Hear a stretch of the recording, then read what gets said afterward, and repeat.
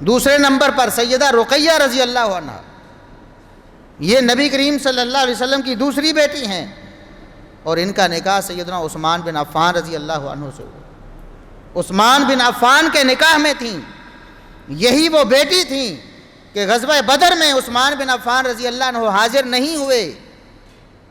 بعض لوگوں نے اعتراض کیا، عثمان تو بدر میں بھی نہیں تھے۔